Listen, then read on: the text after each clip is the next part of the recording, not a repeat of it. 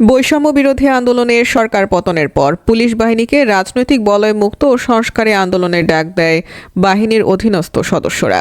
এই সংস্কার আন্দোলনে নেতৃত্ব দেওয়া রাজারবাগ পুলিশ লাইনের কনস্টেবল সোয়াইবুর রহমান সোয়াইবকে গ্রেপ্তার করা হয়েছে।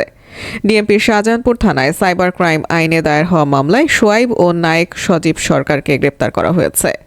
সোমবার 16 সেপ্টেম্বর সন্ধ্যায় কনস্টেবল সোয়াইবকে গ্রেপ্তারের বিষয়টি নিশ্চিত করেছেন শাহজাহানপুর থানার ওসি মোহাম্মদ খায়রুল ইসলাম। তিনি বলেন, সাইবার ক্রাইম আইনে দায়ের হওয়া একটি মামলায় সোয়াইব সহ দুজনকে গ্রেপ্তার করা হয়েছে।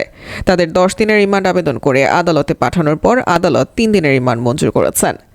জানা গেছে, পুলিশ বাহিনীর সংস্কার আন্দোলনে নেতৃত্ব দেওয়া সোয়াইবকে রাজারবাগ পুলিশ লাইন থেকে বদলি করে যশোর পুলিশ লাইন্সে পাঠানো হয়। সেখানে বসে পুলিশ বাহিনী সংস্কারের 11 দফা দাবির বিষয় ও বিভিন্ন অনিয়ম নিয়ে প্রায়ই ফেসবুক লাইভও পোস্ট করে আসছিলেন। এরই সূত্র ধরে তাকে আলোচনার জন্য ঢাকায় ডেকে আনা হয়। ঢাকায় আসার পরেই গ্রেপ্তার হলেন সোয়াইব।